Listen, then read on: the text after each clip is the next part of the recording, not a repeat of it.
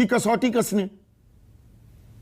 देखिए संदीप जी, मैं क्योंकि पूरा देश आपके डिबेट देख रहा है, सुन रहा है, और बड़ी सार्थक आप सवाल भारतीय जनता पार्टी के सामने आपने रखे हैं।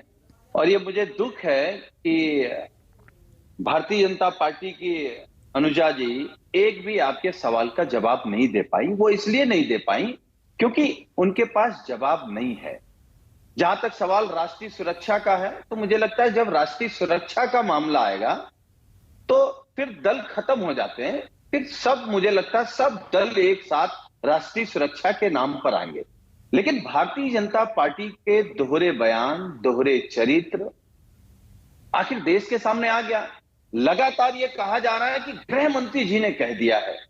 मैं केवल आपके कार्यक्रम के माध्यम से जानना चाहता हूं कि हमारी केंद्रीय सरकार में सब कुछ ठीक है कि नहीं है, क्योंकि हमको लगता है कि शहरी विकास मंत्री, गृह मंत्री, इसमें कोई एक आदमी बहुत पावरफुल नहीं है।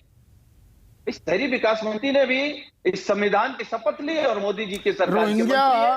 की कोई जगह है? हम शरणार्थियों स्ट्रोक घुसपैठिए, जो शब्द आप इस्तेमाल करना चाहिए, उनका बोझा ढोएं या अपने लोगों को पहले मूलभूत सुविधाएं दें?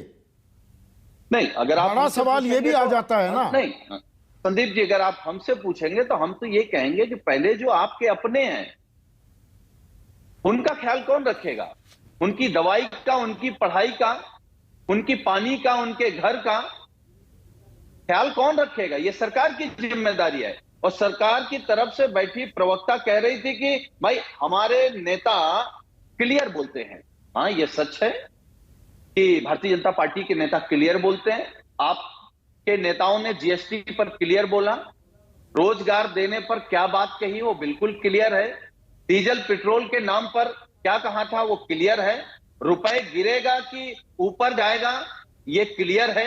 तो आपकी क्लियर बातें जब विपक्ष में होते हैं तो बहुत क्लियर बोलते हैं, जब आप सरकार में आ गए ये सरकार की जिम्मेदारी है। डिबेट तो आप करा रहे हैं, लेकिन क्या सरकार जवाब देगी कि कितने रोहिंग्याओं को इन्होंने चिन्हित किया है, किससे, कितनों से हमारे देश को खतरा है, कितनों से कनेक्शन हमारे देश के खिलाफ जो आतंकी काम कर रहे हैं उनसे है, और अगर खतरा है, आतंकियों से कनेक्शन है, दूसरे देश से कनेक्शन है, तो उनको चिन्हित किया है तो उनके खिलाफ क्या काम किया है?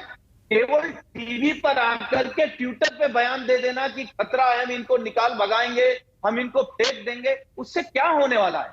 सरकार क्या पंगु है? केवल बयानबाजी करती है सरकार। सरकार ने एक रोहिंग्या को भेजा है क्या? क्या किया है भाई? कहीं तो स्टैंड लीजिए सरकार। नहीं, इस पर एक पॉलिटिकल कंसेंसस होना चाहिए या नहीं?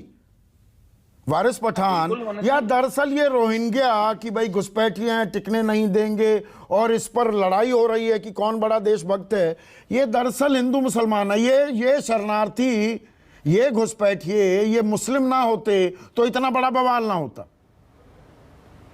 कड़वी हकीकत क्या ये है? ये संदीप भाई, मैं आपके माध्यम से, हमारे दो दोस्त पैनलिस्ट बैठे हुए हैं, कांग्रेस के भी, समाजवादी पार्टी के भी, आम आदमी पार्टी के भी, तो मैं खास तौर से कांग्रेस और समाजवादी पार्टी के